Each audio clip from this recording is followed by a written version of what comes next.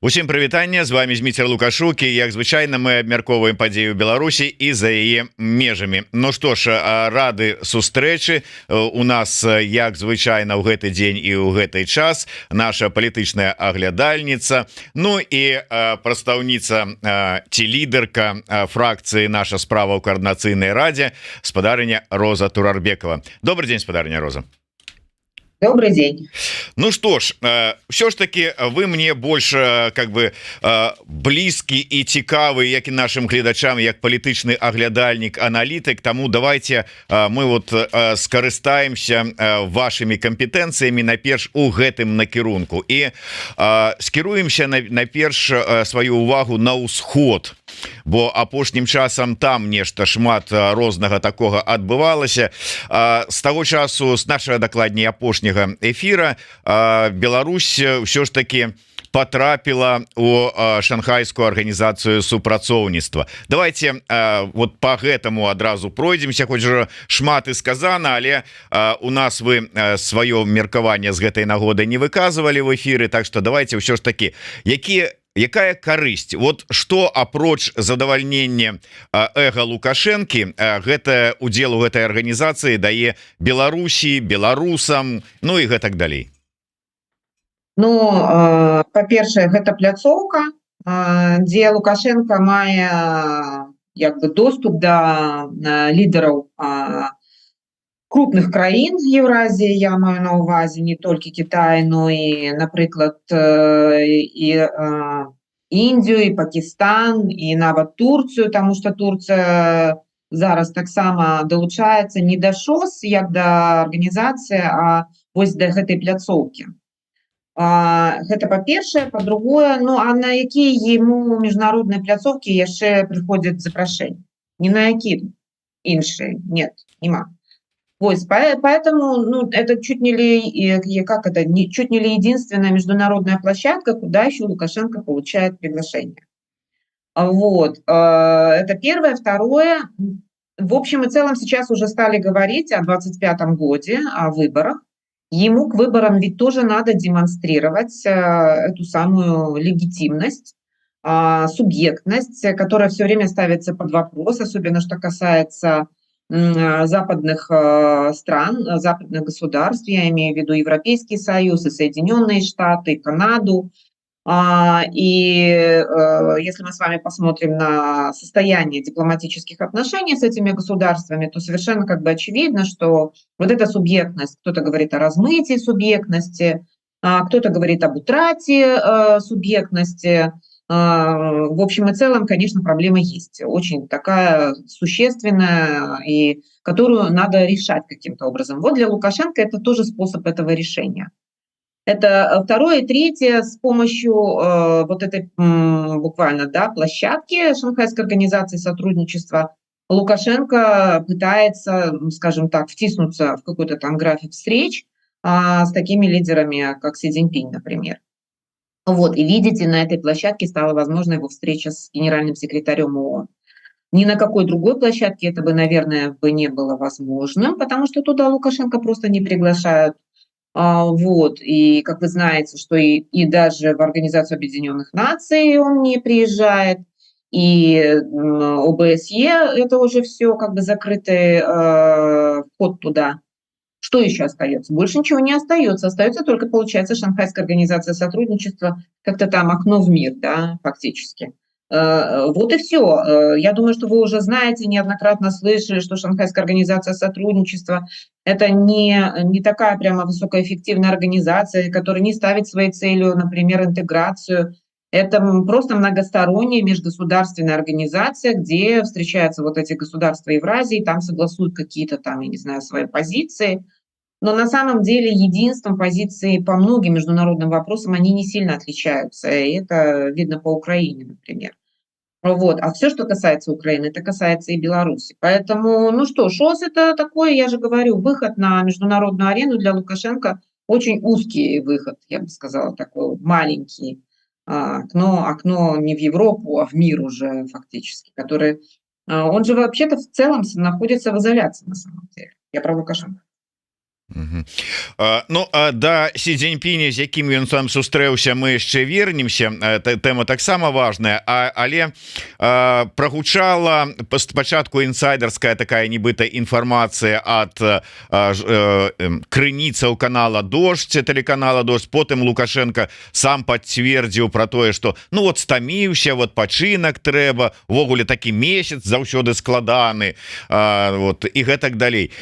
Наколькі сапраўды вот гэтая сітуацыя з яго нібыта дрэнным самаадчуваннем яна важная і трэба звяртаць на яе увагу, потому что мы уже не один раз чулі інфармацыю про тое, что да Лукашенко вот хутка памрэ, бо ён там хворы, там і гэтак далей, гэтая сітуацыя. Ну вот варта там как бы так подумать, что ўсё ж таки все мы не вечныя, ці ну з кім не бывае спёка, стомленасць. Но, как вы знаете, по вашим тоже, наверное, наблюдениям, уже больше года эта история длится относительно его плохой физической формы.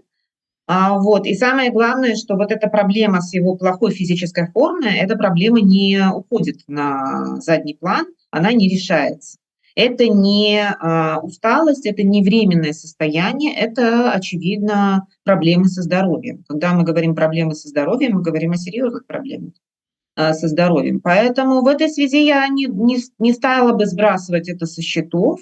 Несмотря на то, что, вы знаете, Лукашенко любит хорохориться и говорить, что он такой здоровый мужик, что на нем еще там пахать и пахать. Что-то там упало ему на ногу, вы помните, да? Была какая-то история, я уже забыла, он рассказывал о том, что ему что-то на ногу упало. Но, тем не менее, он все время изображал из себя человека с очень хорошим здоровьем, в хорошей физической форме. Но последний год, даже больше, это уже вот этот имидж, он подвергается определенной корректировке, которую, конечно, вот это он переживает болезненно.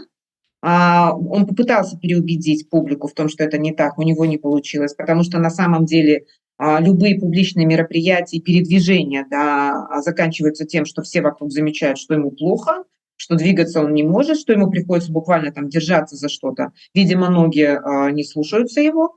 Вот, и вот эту историю очень там хорошо, тонко подметил, по-моему, Валерий Карбалевич, он как раз следит за ним очень внимательно. Он говорил о трансформации этого образа, да, здорового мужчины, который играет в хоккей, в другого-то там, в аксакала, который там сидит там на стульчике, там какие-то там размышления о мировой истории рассказывает, а в то же время как бы становится понятным, что у него проблемы. Насколько это стоит учитывать во внимание, думаю, что стоит, потому что впереди 25-й год, ему каким-то образом надо доказывать свою дееспособность. Вот эта вот дееспособность должна быть доказана, и еще неизвестно, что произойдет за этот год. Вот насколько его состояние это находится, как это, в стабильно плохом состоянии, или же будет все-таки ухудшение. Я не очень люблю рассуждать на тему о здоровье, да, мы не знаем ни диагноза, ничего толком не знаем, сплошные слухи, опираться на слухи в экспертной работе вообще, в принципе, плохое занятие, но мы с вами можем сказать однозначно, что больше года этот вопрос стоит. И этот вопрос, он, если это серьезные проблемы со здоровьем, он не может быть просто так решен, иначе бы в течение года они бы его решили, я думаю. Поэтому, ну, что я могу сказать, выборы в 2025 году будут интересными, насколько я понимаю. Может быть, за этот год получится так, что мы как бы во время вот этой кампании, он же какую-то кампанию должен проводить, появляться на публике. Вот. Мы сделаем, наверное, какие-то уже более точные выводы. Надо наблюдать, но я вижу проблему. Есть. Ну мы безумоўна з вами не доктары, ну прынамсі я-то дакладна не доктар, вы там можа быть доктар там гісторыі там ці паліталогіі, але тым не менш спадар, мяне цікавіць гэтая вот акурат такі сыходзячы з ваших словаў палітычны паліталагічны аспект гэтай сітуацыі. Вот вы узгадалі 25 год, а ему не ўсё роўна, як там, хто там, што там будзе казаць пра яго здароўе, як там будуць да гэтага ставіцца. Уже ж дайшоў до такой ступені, давно ему было в прынцыпе плевать на меркаванне выбаршчыкаў, умоўна кажучы, а цяпер-то ўвогуле ну вот уже да не молод, ну вот здоровье подкачало, ну и что, 80 там 93% намалюете мне и все. Понимаете, когда, например, Я очень люблю исторические сериалы. Вот, конечно, я редко наблюдала коронации, но, например, когда в период коронации, да, в момент коронации, на церемонии, главный герой, да, которого коронуют, грохается, встает вопрос вообще, как бы, передача власти или, вернее, подтверждение власти, оно состоялось или нет. А может, он, конечно, ему и плевать на всех там вокруг, на нас, там, я не знаю, еще на кого-то, но ему не плевать на то, как окружение будет реагировать на такое ухудшение. Ему же там, в принципе, пройти надо из пункта А в пункт Б, а вот продемонстрировать при этом, по крайней мере, свою какую-то физическую, ну, как это сказать, дееспособность, да. Если он не сможет продемонстрировать эту физическую дееспособность, то возникнут вопросы не у нас с вами, у его окружения возникнут вопросы, в Кремле возникнет вопрос, сможет ли он быть президентом или нет. Дальше он сможет быть дееспособным или нет, не просто как президент, просто как человек. Вот, поэтому физическая форма крайне важна для политических лидеров. И это мы с вами видим и на примере и Байдена в том числе, понимаете, это не праздный вопрос. И даже если у вас нет никаких конкурентов, и вы единственный неповторимый диктатор в этой стране, даже при этих обстоятельствах, если вы в самый ответственный момент возьмете и грохнетесь в обморок, то, естественно, у всех возникнет вопрос, вы вообще можете быть президентом или нет? Насколько вообще ваше состояние является стабильным? Вы сможете функционировать или нет? Ну, пока вроде так вопрос не стоит, но за колонну-то он держится, с ногами-то у него проблемы серьезные, а ему надо демонстрировать свою физическую дееспособность.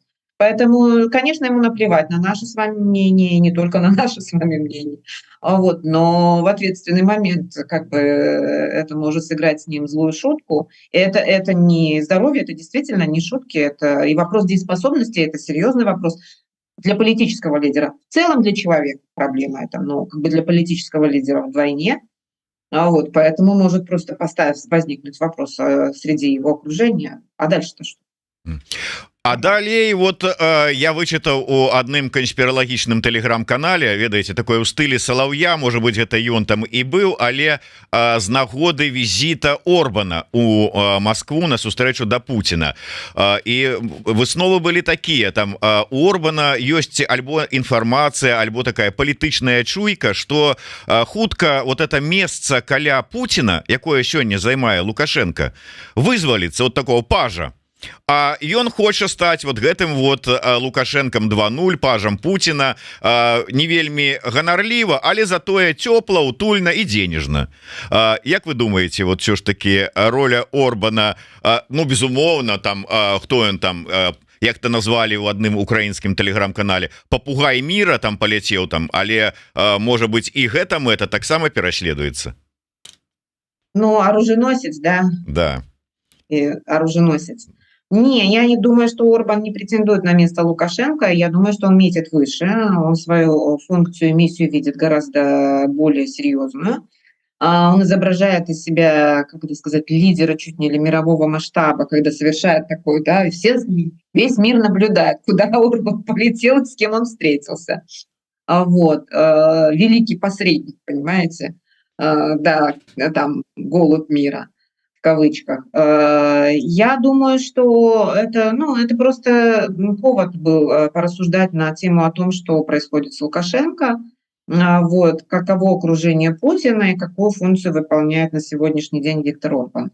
Как бы заменить собой Лукашенко, ну, навряд ли. Я думаю, что ему это, как это сказать, и не интересно. А быть в одном логове со львом, я не думаю, что это интересно. Гораздо интереснее выполнять роль вот этого, там, я не знаю, кого там, посредника, может, это там «Слуга двух господ», есть там много классических произведений на эту тему, да, там Труфальдино из Бергамо. Вот, наверное, ему вот это было бы интересно, чтобы и там отжимать деньги, и при этом как бы иметь как бы возможность выбирать, да, в случае чего. Но я думаю, что нет, это, ну, как бы такая не очень удачная мысль относительно Орбана. Добра, да Орбана, калі у нас хопіць сёння часу, мы яшчэ, можа быть, вернемся, але давайте пакуль што вернемся ў Астану.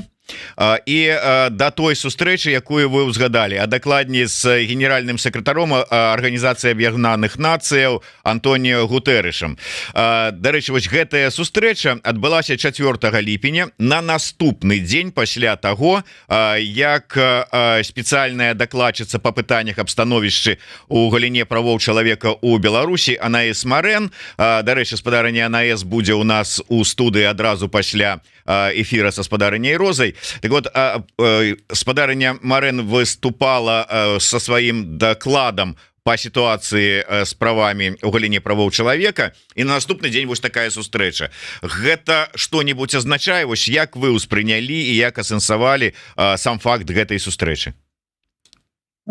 Сама по себе встреча действительно является событием. Причем событием до сих пор с дипломатической точки зрения лично для меня много загадочного в этой встрече. Я имею в виду в том, как она стала возможной, вообще как она была организована. Просто так по щелчку Министерства иностранных дел по запросу белорусской стороны навряд ли Гутерриш бы прям примчался бы встречаться с ним. Я думаю, что там должны были быть существенные усилия посреднические. Это первое. Второе, доклад Анаис Марэн, он был, как это сказать, запланированный доклад. Это не что-то, как это сказать, случайное, да. А вот что касается встречи с Гутерришем, она буквально была такая неожиданная, да. Нельзя сказать случайно, но она была неожиданная. Это не запланированное было, в принципе, мероприятие. И я уже это неоднократно обсуждала в разных медиа. Что на себя обращает внимание, это, конечно, контекст встречи. То есть когда это происходит и после чего, или в контексте чего это происходит.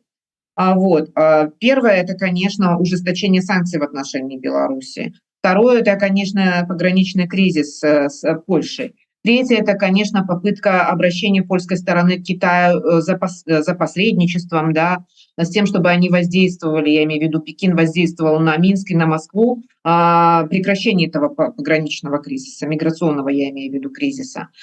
Третье, это освобождение политзаключенных, закон об амнистии, который был подписан буквально совсем накануне встречи, и то, что отпускали политзаключенных прямо перед встречей с Гутерришем и во время встречи с Гутерришем. Мы с вами не можем сказать, да, точно, докладно, да, как этот процесс был растянут во времени, но очевидно, что после заявления самого Лукашенко и подписания закона об амнистии это случилось.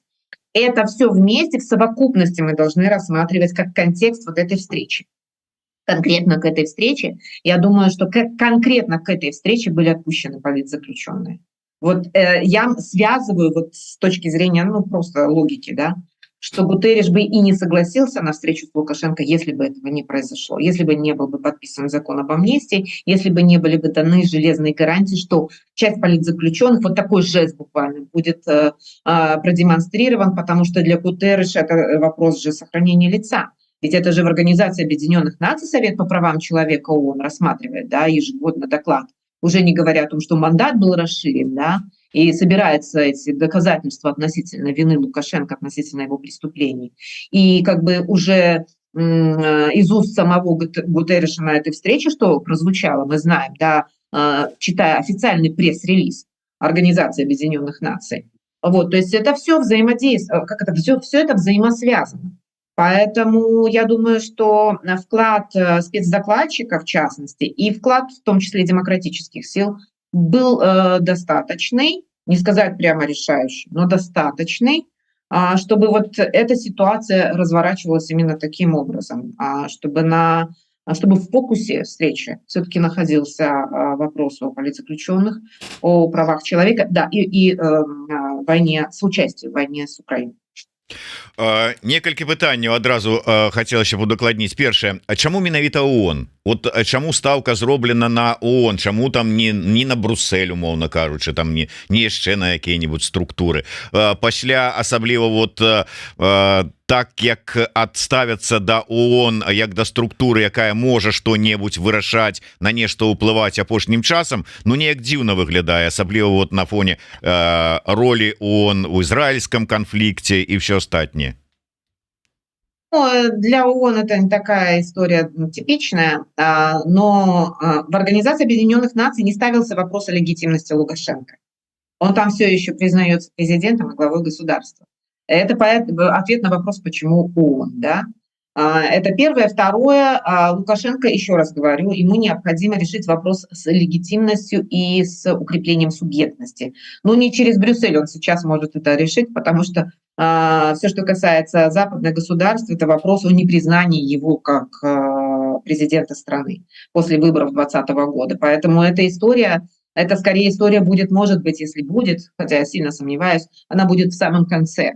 Но то, что это стало сигналом для западных государств, для европейских стран в частности, это очевидно. Кого волнуют политзаключенные в Беларуси? Китая нет, Индию тоже, как показало принятие в Шанхайскую организацию сотрудничества. Никого, кроме Европейского Союза, Великобритании, США, Канады. Никого не волнует, кто на сегодняшний день поддерживает субъектность Тихановской. Ответ на вопрос, да, кто поедет сейчас на саммит НАТО, куда на саммит НАТО едет Тихановская, Вашингтон. Поэтому в этой связи Лукашенко и не мог решать этот вопрос по-другому. Точно не через Брюссель. В Брюссель ему пока дорога закрыта, там двери стоят закрытые. И за 7 замками еще дверь, я бы сказала. Вы сказали про тое, что і роля дэмакратычных сілаў у тым ліку. А якая роля вот у гэтым дадзеным выпадку дэмакратычных сілаў? Такое адчуванне, і ўжо выказваліся меркаванні, што акурат такі без нас, без вас, без усіх вот дэмакратычных сілаў працэсы пайшлі. А то, что говорил Гутерриш на встрече, я думаю, это и есть заслуга отчасти белорусских демократических сил. Я думаю, что это так. Валерий Ковалевский, в частности, на стриме на Deutsche Welle, вот мы вместе были на сварке шоу, он говорил о том, что они вкладывали и говорили неоднократно, и настаивали на том, чтобы принималось во внимание вот эти 2 пункта. Первое – соучастие в войне, и это невозможно игнорировать, это именно, как сказать, уровень компетенции Организации Объединенных Наций. И, конечно, права человека. Все, что связано с правами человека, это, конечно, ООН, это Совет по правам человека. И Гутерриш не может игнорировать работу своих органов, я имею в виду органов Организации Объединенных Наций, аффилированных институтов. 2, столпа, на которых должна держаться работа ООН, это вопросы безопасности и вопросы прав человека. Это 2 основополагающих столпа, на которых держится работа Совета Безопасности, всей Организации Объединенных Наций. Главная организация, это, конечно, структура, это Генеральная Ассамблея ООН, где, вы помните, шло голосование по Украине, и по Украине большинство стран проголосовало против агрессии Москвы. И второй момент, все, что связано с правами человека. Совет по правам человека является одной из таких ведущих и лидирующих аффилированных институтов в Организации Объединенных Наций. Если все это убрать, а ООН вообще не нужно. И по обоим направлениям у белорусского нынешнего официального руководства серьезные проблемы. Соучастие в войне – это вопросы безопасности, и по правам человека, извините, уровень нарушений прав человека в районе Мьянмы. И выше, чем в Китае, например, и в Иране. Это показывает процентное соотношение политзаключенных на количество населения. В принципе, цифры, которые были показаны в таком графическом, в графической форме, например, фондом Конрада Аденауэра, но они пользовались официальными данными, не из головы брали, естественно. Поэтому в этой связи, вот так. Поэтому ООН. И это показывает уровень проблемы Лукашенко. Это уровень проблем глобальный уже. У него глобальные проблемы. Он должен с этим работать, если он хочет в 2025 году, 25-й год пережить, я бы сказала так. Это, если встать на его позицию, смотреть через призму его задач. Вот он это пытается решить. С этим же связаны кадровые назначения, кстати. до кадровых пазначэнняў адразу пасля. Зараз вот давайте с палітвязнямі яшчэ раз звернем увагу на ўсё на эту сітуацыю. Анансуючы вот тое, што будуць адпускаць, вызваляцца палітвязні, Лукашенко как бы нібыта дэманстраваў свой гуманізм, расказваючы про тое, што будуць вызваляцца там тыя людзі, якія хворыя, ну тыя, якія вот у цяжкім стане і гэтак далей, маўляў, я тут такі гуманны, я вот гэтых, якія ў цяжкім стане, вызвалю. Як показвае прынамсі практыка, сведчаць праваабаронцы, калі толькі Рыгор Костусеў вот сапраўды ў цяжкім стане з анкалогіяй быў вызвалены, астатнія не. Прычым там камусьці месяц, камусьці пару тыдняў, камусьці пару месяцаў да заканчэння тэрміну заставалася, і людзі выйшлі на волю. То есть ні пра які асабліва гуманізм тут гаварыць не даводзіцца. Але ў дадзеным выпадку гэта ўсё ж таки, як вам бачыцца, першы крок і далей працэс пойдзе, ці гэта разовая акцыя вот под Гутэрэша, як вы мовіць? Это вопрос, на который у меня сейчас пока нет ответа. У меня есть великий соблазн сказать, что это первый шаг, потому что мне хотелось бы, да, думать, что это первый шаг именно в связи с плачевным состоянием, да, людей, которые находятся в тюрьме, особенно тех людей, которые вошли в гуманитарный список, да, те, о которых говорит Оля Горбунова, там 30, по-моему, 7 человек, да, но в целом там гуманитарный список состоит из 200 с лишним человек. Вот. Но на самом деле мы с вами, Дмитрий, мы с вами точно не знаем, кто из гуманитарного списка попал в эти 18 человек. Действительно ли это 18 человек или нет? Потому что, как вы знаете, родственники политзаключенных не то чтобы неохотно делятся информацией, иногда откровенно не выходят на связь и просят, чтобы, если такое, там, скажем, что-то стало известным, они просят, чтобы об этом не говорили. И, например, как бы я придерживаюсь той позиции, что не стоит и настаивать, потому что люди так настрадали, что они боятся всего, не надо играть с их страхами. Но мы же с вами докладно не ведаем, кто из гуманитарного списка попал. Ну, окромя Рыгора Костусева, тут все як бы понятно, зразумело. Вот. То, что там несколько человек должны были выйти буквально вот, да, там, через месяц, через пару там, недель, но ведь их могли же и снова, как бы, как это сказать, судить, и могли бы и не выпустить. Такая же практика есть по судьбе, например, Полины, да, Шаренда-Панасюк, это же видно, и не только по ее примеру. Как режим может, да, безнаказанно продлевать сроки или назначать новые сроки, проводить закрытые судебные разбирательства и уже как бы постфактум еще там добавлять. Вот, поэтому не стоит как бы и преуменьшать значение этого. Хотя я, конечно, понимаю, нам бы всем бы хотелось, чтобы отпускали людей по гуманитарному списку, чтобы это было не 18 человек, а 180, 1800, да, и так далее и тому подобное. Но этот шаг, конечно, произошел впервые за почти 4 года, как вы понимаете. Вот сразу такое, да, одноразовое выпускание политзаключенных. При этом это случилось как бы не, как это сказать, не кулуарно, а Лукашенко сам объявил об этом.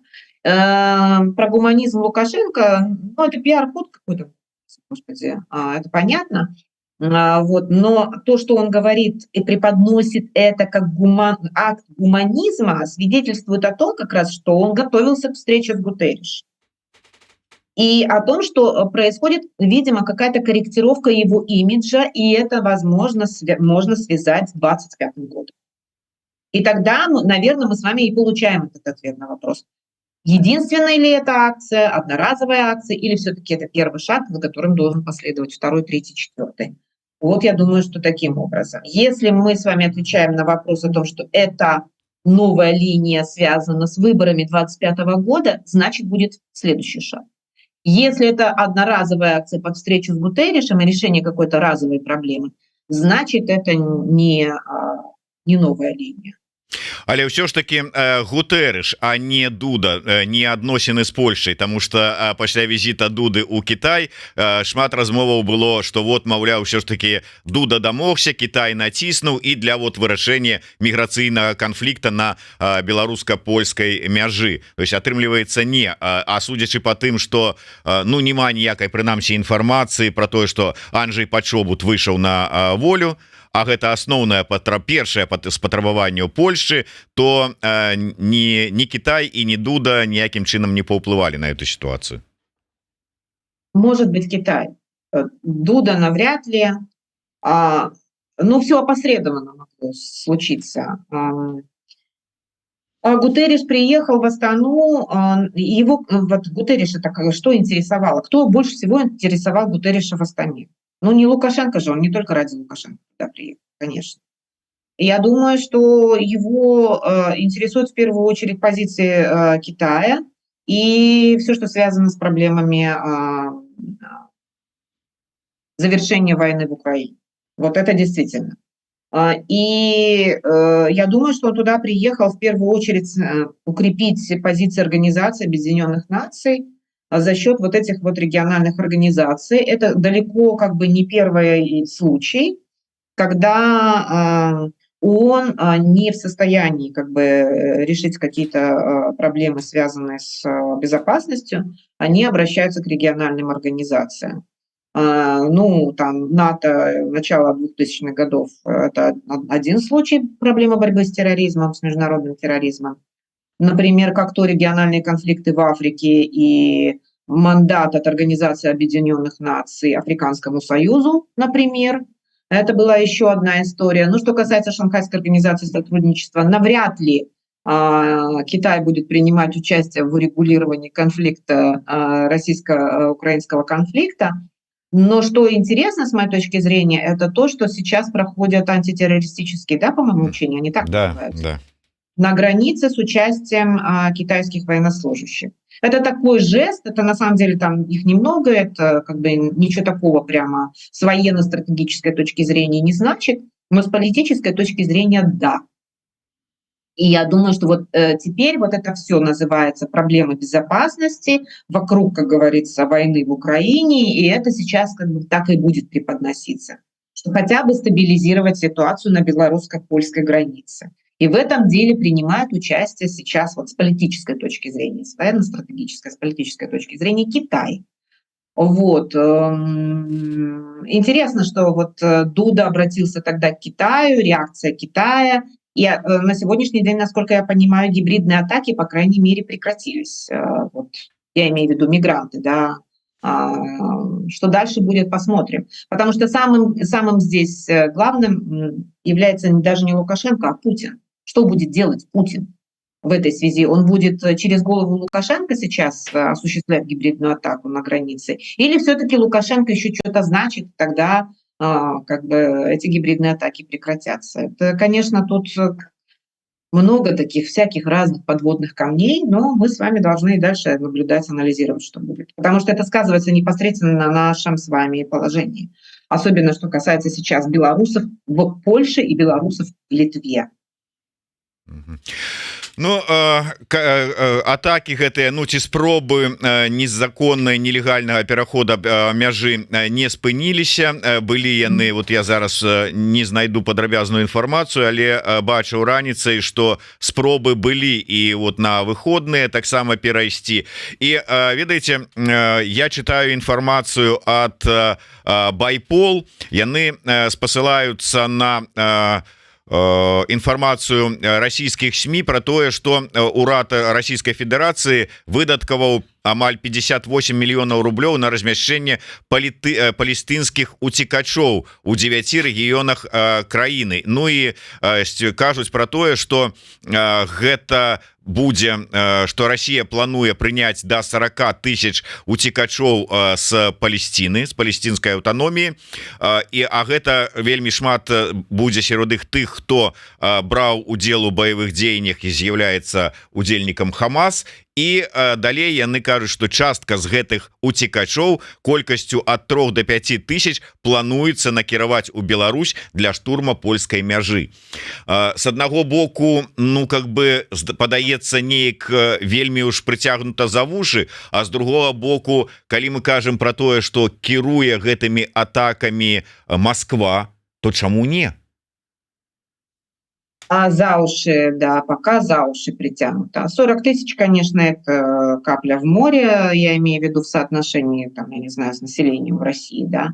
Там, если посмотреть работу как это, Федеральной миграционной службы России, там, я думаю, 40 тысяч это такие цифры. Но то, что это поднято решение, если это действительно так, потому что, ну, надо еще проверить достоверность источника. Все, что касается российских СМИ, ой, надо быть очень-очень осторожным, да.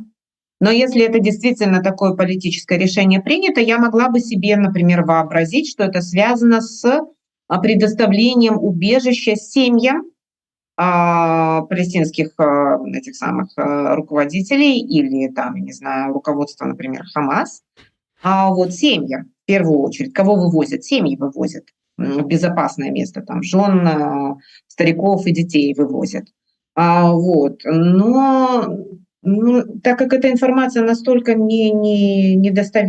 пока еще не проверена, не верифицирована, я даже не берусь сейчас комментировать, потому что, ну, как-то все звучит очень фантастично. Ничего не исключаю, но пока сомнительный источник. Если бы вот Песков вышел там или Захарова вышла бы и сказала бы, вот, мы приняли решение, дадим убежище 40 тысяч палестинцев, поселим их у себя тут, вот я не знаю, где у них там, на чем они там поселят. Да, у Тамбовской губернии. Ну, я думаю, тех, кто это самое приедет, если это семьи руководителей, например, Хамас, они не в Тамбовской будут области жить. Они там как-то в пределах МКАДа будут жить, если не ближе, если не на Рублевке.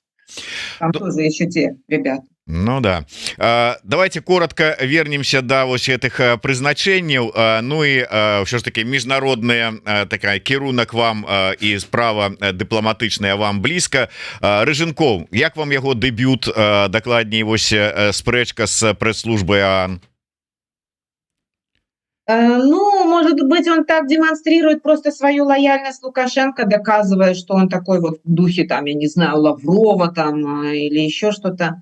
Ну, дебют так себе, как говорится. И возможно, что Рыженков давно не выступал публично, или, может, у него вообще опыты с публичными выступлениями не очень. Ну, конечно, там, помимо того, что это выглядело достаточно недипломатично и грубо, помимо всего прочего, весьма неудачные выражения. Там, я вот, в частности, у себя в Фейсбуке отмечала там айсберг контактов. Ну, что это? Это как бы, что это за метафора такая? Она такая двусмысленная на самом деле.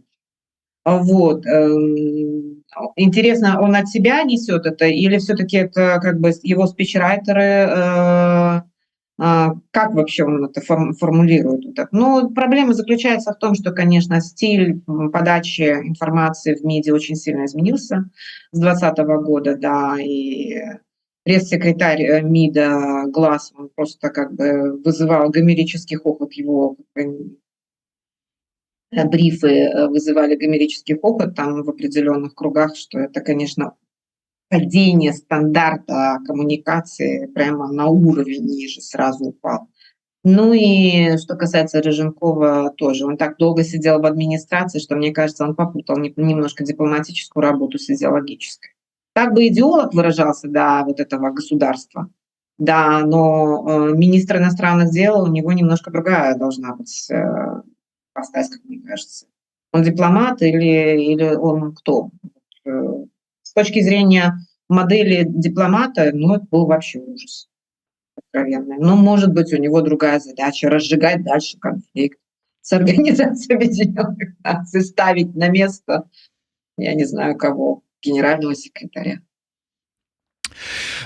Можа быть яшчэ вот две коротко такія тэмы хацелася б закрануць. Было такое напружанне адносна з беларускага боку адносна сітуацыі на беларуска-украінскай мяжы.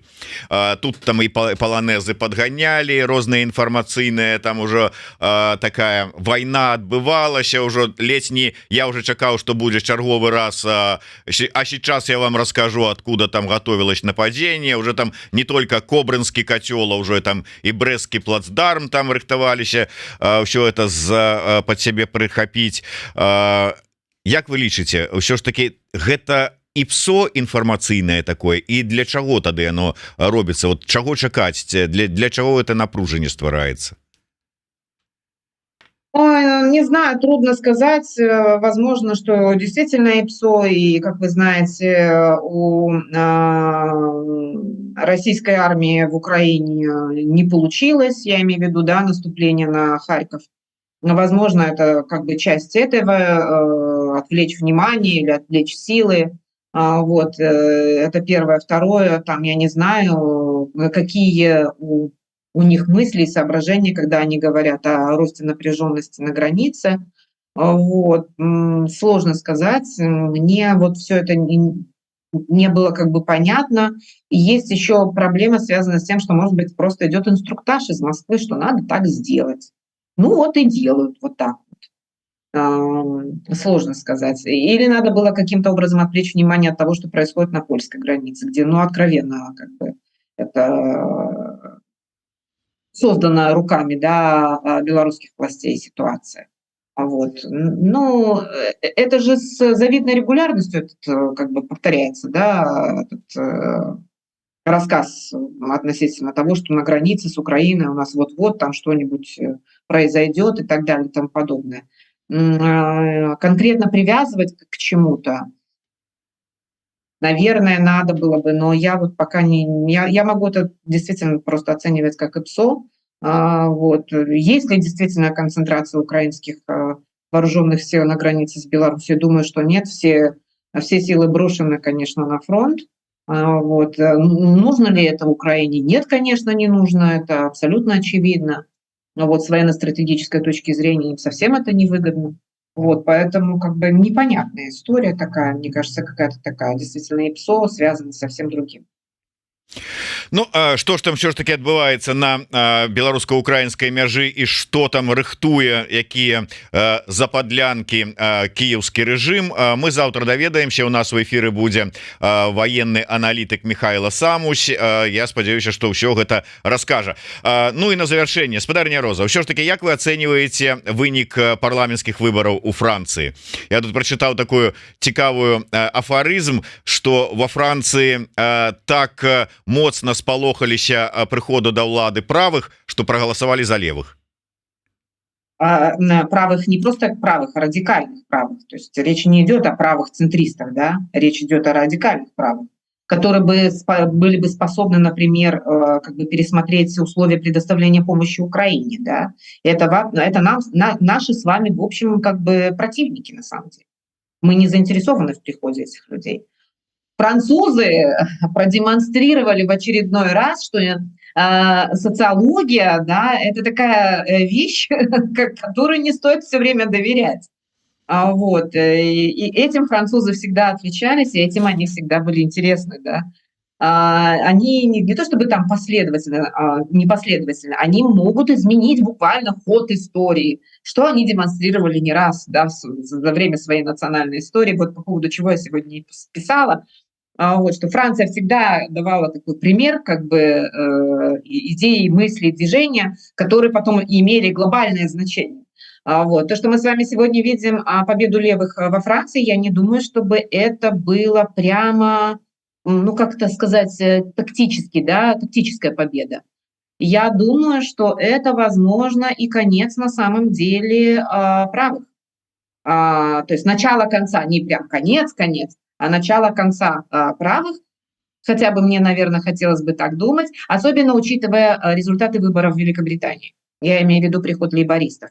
Лейбористы – это тоже левые, кстати говоря, если уж вспоминать классику, да, политологии. кто левые, кто правые. Тори – это правые, лейбористы – левые. Ну, а понятно, что они центристы, что они не радикальные. А вот французы в этом отношении всегда демонстрировали гораздо более широкий такой спектр политических сил. И то, что мы с вами сегодня видим, это то, что правых радикалов остановили. Это отличная новость. Дальше, конечно, французам будет тяжко, потому что, как вы видите, как это сказать, прямо доминирующей партии, да, нет. И там уже сегодня то, что мы с вами читаем, что они не предусматривают, не рассматривают возможность заключения, например, да, сделки и коалиции с центристами, я имею в виду с Макроном. С другой стороны, конечно, с Мари Ле Пен сейчас никто не захочет, и она не захочет, наверное. И это будет, конечно, такой, мне кажется, возможно, патовая ситуация. То есть как будет формироваться французское правительство, при том, что они практически не докладно, да, не точно, но примерно равноценные, да, части. Там треть, у кого-то чуть больше трети, у кого-то чуть меньше трети. Но как они смогут договориться между собой, это, конечно, большой вопрос. Я думаю, на это уйдут недели переговоров, если вообще, в принципе, как бы не случится так, что придется назначать новые выборы. Вот, есть такая угроза, мне кажется, посмотрим, что будет дальше. Вот, но, по крайней мере, правые были остановлены. Я имею в виду радикалы, в которых мы совсем не заинтересованы. Это люди, которые как бы с сомнительной кредитной историей и с сомнительными связями с Кремлем. Так, ну буду развітвацца на сёння с спадарыняй Розай. Пакуль што мы зрабілі такое, ну как бы перапынак з ёй у абмеркаванні, что там-то адбываецца ў каардынацыйнай радзе по такой вот, ну скажем так, по рашэнню спадарыні Розы і яе фракцыі. Ну тым не менш, я думаю, что хутка абмяркуем. Пытанняў засталося шмат, но я думаю, что абмяркуем наступным разам. Я раю усім не адыходзіць далёка і не адключацца, таму что праз буквально 10 хвілінаў у нас в эфиры в нашей студыі будзе спецыяльная дакладчыца по пытанні аб становішчы ў галіне правоў чалавека у Беларусі Анаіс Марэн. Так что слухайте, глядзіце і не забывайтеся подписываться на YouTube канал спадарыні Розы Турарбекавай. Лекцыі по міжнародным праве увогуле, я там может быть неправильно скажу, да, по міжнародных адносінах, все, что вы сароміліся спытаць, вам спадарыня Роза сама раскажа у сваіх стрымах. Ну і безумоўна телеграм-канал Розы Турарбекавай і YouTube канал Еврорадио. Слухайте, глядзіце, подписывайтеся. Жыве Беларусь, до сустрэчы. Жыве вечно.